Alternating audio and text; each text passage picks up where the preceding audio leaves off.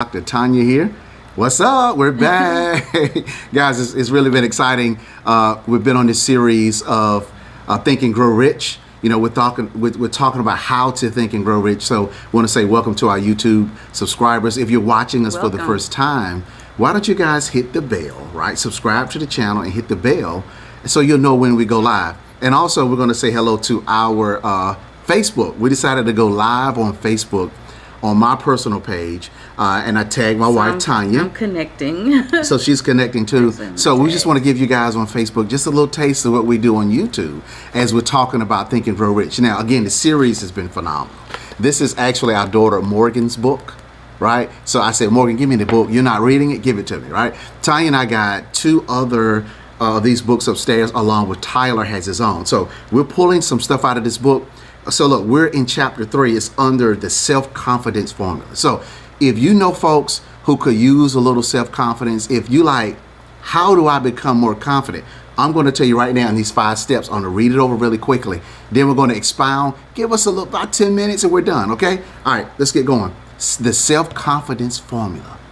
Here it is. You think they're ready, Tanya? I hope so. It's really good. Here it is. All right. So first, you guys want to take some notes or something? Why don't you just like first or something? All right. First, I know that I have the ability to achieve the object of my definite purpose in life. Therefore, I demand of myself persistent, continuous action toward its attainment. And I here and now promise to render such action. We could actually stop right there. We could. Right now. It's 5 things. It's a formula. It doesn't take long at all, I'm telling you, but it's worth it. God knows it is. It really is. Anything, you know what? Maybe we'll do a little, if you want to do a little something different.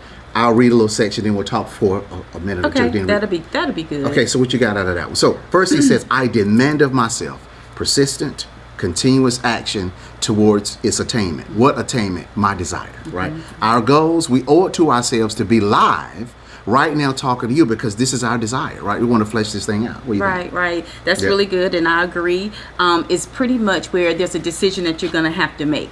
Right. So there are so many things that we want, that we desire in life, but it really begins with you.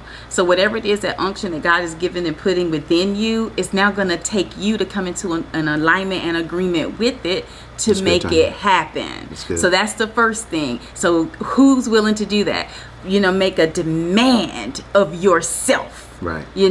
For this to be manifested pretty much in your life. Self-confidence formula. That was good, Tanya. Yeah. Number 2. All right.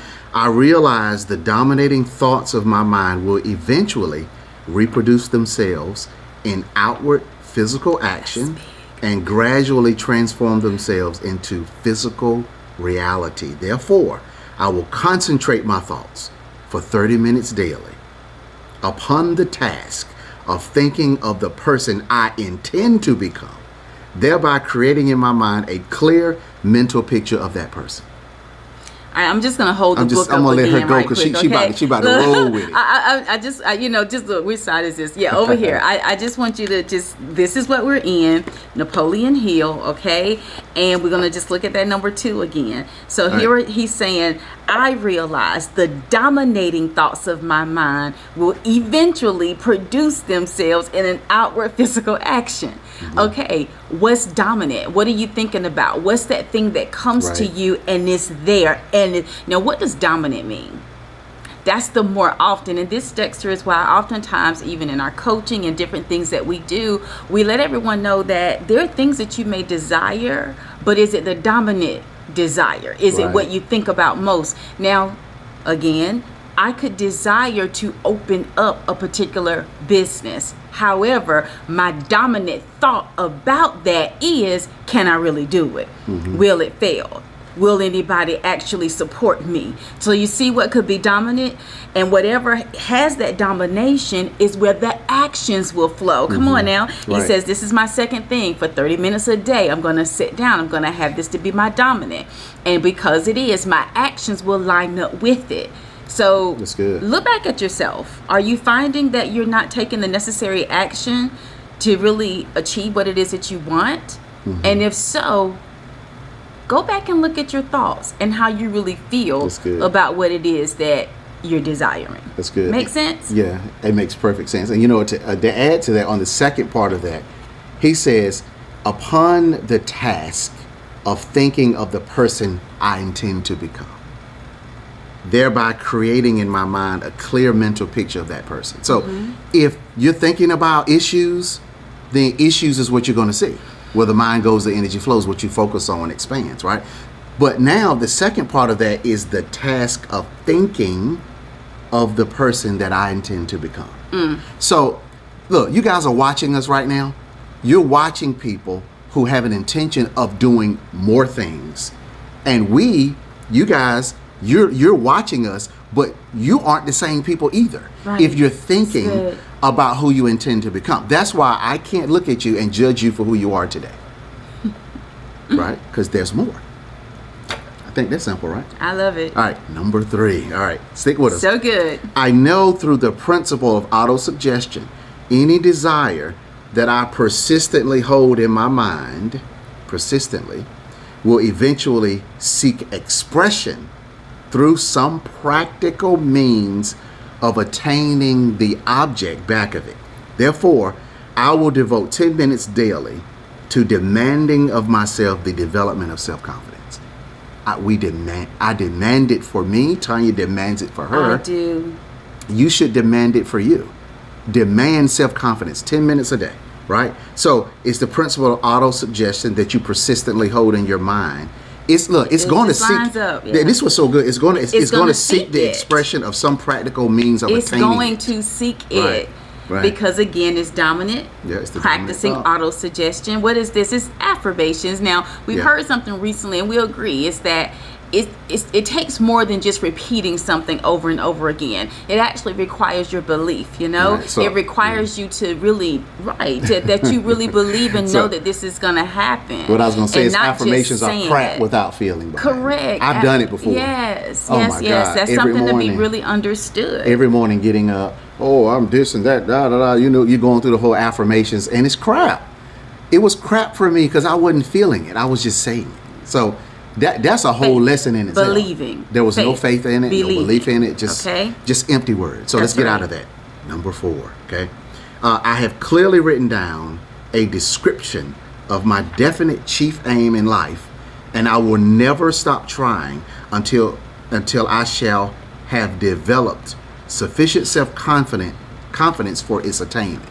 That's good. So here's the third thing that he's telling you to do is to clearly write down a description of your chief aim in life and never stop trying until you've developed the self-confidence for its attainment. So that means that if you try something and you're trying it and you believing it and other people are not believing in it and other people are saying, you're not going to do it. You know what? They are fans sitting in the stands. Let them sit in the stands. They have no information on what you're doing on the floor. I'm serious, because it's like people always have their opinions of what you're doing. Just tell them to shut up and go on about their business. Stay in the stand, be quiet. You're just a fan anyway, or you're just somebody sitting and critiquing what I'm doing. But I got a goal in mind. So your thing is to keep seeking it until you have the confidence to attain it. Just keep going. Fail it, so what? Keep failing, right? Last one. Anything on that? All right, number 5, and we're done. I fully realize that no wealth or position can long endure unless built upon truth and justice. Therefore, I will engage in no transaction which does not benefit all whom it affects. I will succeed by attracting to myself the forces I wish to use. Integrity. And the cooperation of others. I will induce others to serve me because of my willingness to serve others, right? It's reciprocal. Yes. We talked about that this morning. Yeah, I will eliminate hatred, envy, jealousy, selfishness, and cynicism by developing love for all humanity, because I know that a negative attitude towards others can never bring me success. I will cause others to believe in me because I will believe in them and in myself. What? You see how he ended that? Hold on. I will cause others to believe in me because I believe in them and in myself. I mean, he brought it full circle. He did. That was good. That's really good, is good. And this week I've been in Proverbs. That's Proverbs good, 11, 12, 13. So when Dexter came and said, hey, let's talk about this today, and I heard that, I immediately picked up my phone, which is why you see me getting it now, and I went to Proverbs. I said, which one was that? It was Proverbs 11, 1. So listen to this.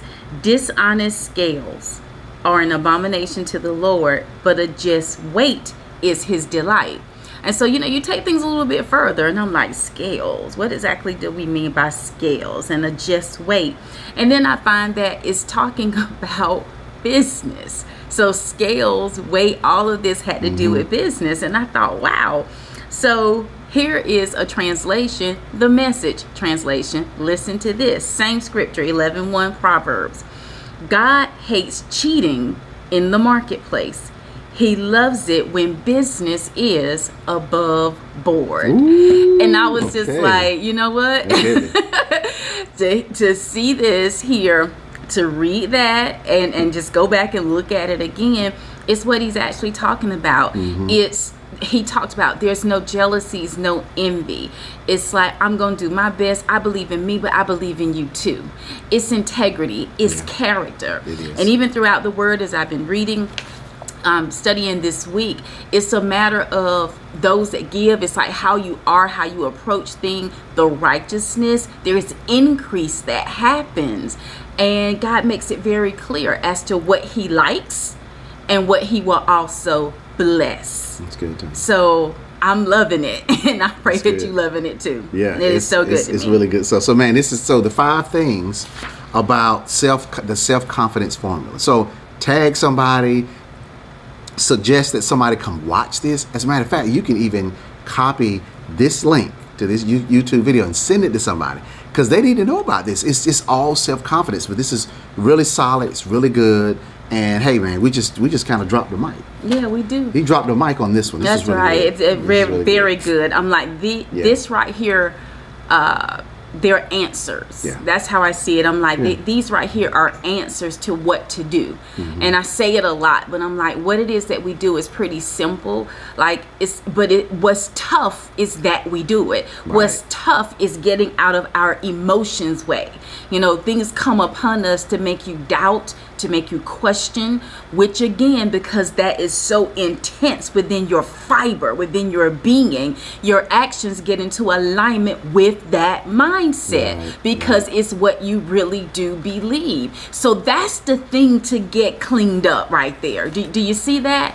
That's what it is that you have to kind of like say, okay, God, watch this, help me with this. I release this. I confess that this is something that I'm dealing with, but I'm coming to you to lay it all on the altar, asking you to help me to move out of my own way, to come up and to come alive. Are you hearing what I'm saying?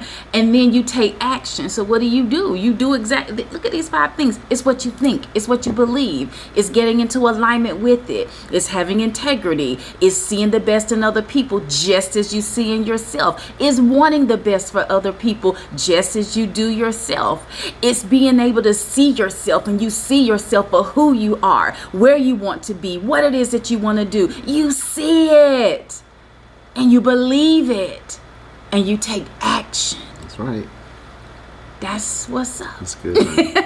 That's what you do. That's what's up. That's what you do over and over and over again. That's right. All right, we're good. That's good. Good summation, Tanya. All right, guys, we're out of here.